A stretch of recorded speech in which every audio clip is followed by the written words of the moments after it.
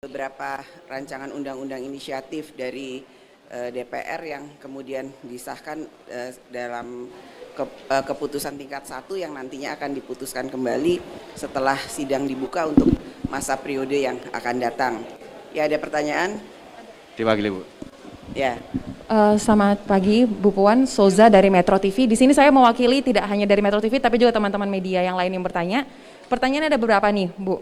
Yang pertama terkait. Jadi nanti cuma satu aja yang nanya. Ya, saya yang menyampaikan pertanyaan teman-teman. Yang pertama, tadi kita tahu di rapat paripurna ada materi tentang usul inisiatif RUU Papua Barat Daya. Sebelumnya sudah ada pengesahan 3 RUU terkait dengan Papua. Yang menjadi pertanyaan, kenapa dibedakan yang kemarin dan yang baru ada menyusul hari ini? Dan kita tahu juga ini ada dampaknya ke undang-undang pelaksanaan pemilu 2024 nanti. Lantas bagaimana untuk mengatasi hal ini dan juga terkait dengan PKPU? Kemudian yang kedua, Bu, menanyakan juga mengenai analog switch off yang akan segera dijalankan, tapi masih ada kendala baik dari teman-teman TV swasta dan juga masyarakat. DPR sebagai pihak penengah, apa yang akan dilakukan untuk dapat mempercepat proses ini? Dan yang ketiga mengenai masih banyaknya kasus pencabulan di dunia pendidikan, seperti salah satu yang sangat santer diberitakan di Jombang. Bagaimana DPR menyikapi hal ini?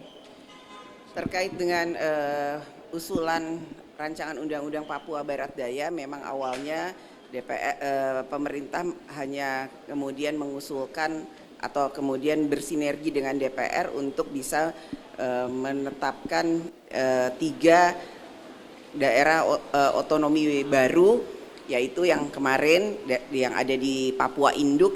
Namun setelah melalui pertimbangan dan pemikiran dan diskusi yang panjang antara pemerintah dengan DPR, kemudian diusulkan agar ada satu lagi daerah otonomi baru, yaitu Papua Barat Daya.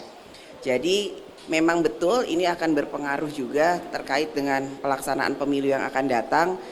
Namun karenanya tadi sudah dilakukan rapat konsultasi antara pimpinan DPR dengan pimpinan Komisi 2, yang mana pada hari ini nanti jam 14 akan dilakukan rapat dengar pendapat antara Komisi 2 dengan KPU dan pemerintah terkait dengan PKPU yang akan dibahas.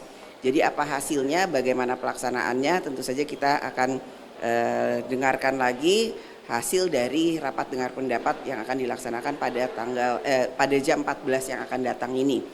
Kami pimpinan DPR memang mengizinkan di masa reses, karena sekarang tadi sudah ditutup, kepada Komisi 2 untuk bisa melakukan rapat di masa reses sehingga nantinya PKPU yang akan muncul atau akan dihasilkan itu sebelum tanggal 29 Juli memang adalah PKPU yang sudah dikoordinasikan oleh DPR. Selanjutnya terkait dengan pencabulan, tentu saja DPR mengecam dan tentu saja DPR menginginkan bahwa hal-hal yang terkait dengan pencabulan di dunia pendidikan, apalagi kalau dilakukan kepada anak di bawah umur, tentu saja harus dilakukan penanganan secara hukum. Karenanya kami meminta kepada seluruh penegak hukum untuk bisa melakukan proses hukum yang bisa memberikan keadilan kepada masyarakat, dan tentunya tidak hanya hal tersebut, namun bagaimana kemudian antisipasi dan mitigasi terkait dengan hal itu bisa dilakukan oleh seluruh elemen masyarakat dan lingkungan yang ada di sekitar anak-anak, bukan hanya di dunia pendidikan, namun juga bagaimana kemudian kita bisa melindungi anak-anak dari hal tersebut jangan sampai terjadi lagi. Apa tadi yang ketiga ya? Yang kedua, Bu, itu terkait dengan pelaksanaan analog switch off, kan ada kendalanya. Tentu saja ini akan dilaksanakan oleh Komisi 1 sesuai dengan mekanismenya, karena pergantian switch off dan dari analog ke digital tentu saja itu akan dilakukan oleh Kominfo.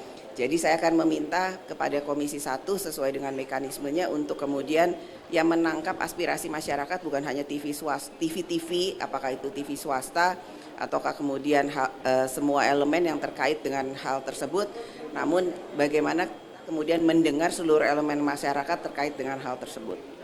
Izin Bu, sesi kedua boleh ya? 3 pertanyaan lagi ya? Ya, satu aja. Oke. Satu Banyak pertanyaan, banget ini ya. banyak yang nanya. Ya apa? Satu lagi terakhir. Oke, yang terakhir mengenai tanggapan hasil sidak dari Komisi 8 di Mekah, ternyata pelayanan yang diberikan oleh pihak Arab Saudi untuk jamaah haji ini dinilai masih buruk. Ya. Masih banyak makanan yang ternyata tidak layak dan juga banyak yang menderita sakit. Apa langkah DPR untuk memastikan pelaksanaan haji bagi masyarakat ini tetap berjalan dengan baik? Saat ini Komisi 8, Komisi 8 sudah berangkat untuk sebelumnya itu untuk melakukan peninjauan persiapan pelaksanaan haji, dan juga saat ini alhamdulillah Komisi 8 sudah berada di sana dan insya Allah akan segera melaksanakan ibadah haji atau wukuf yang sebentar lagi akan dilaksanakan. Ini hari apa ya? Besok atau lusa ya? Masuk ya, sudah. Tentu saja atas dasar tersebut terhadap persiapan pelaksanaan yang sekarang sedang terjadi di sana dalam pelaksanaan haji, nantinya Komisi 8 akan membawa semua permasalahan hal tersebut dalam rapat-rapat yang akan dilakukan di Komisi 8.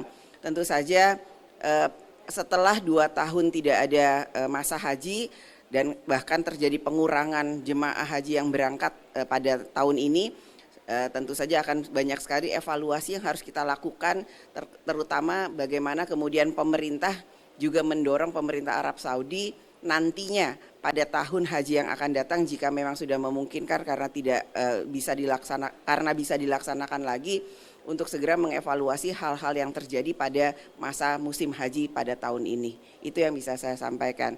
Cukup ya, terima kasih. Wassalamualaikum warahmatullahi wabarakatuh. Mobilku di sana.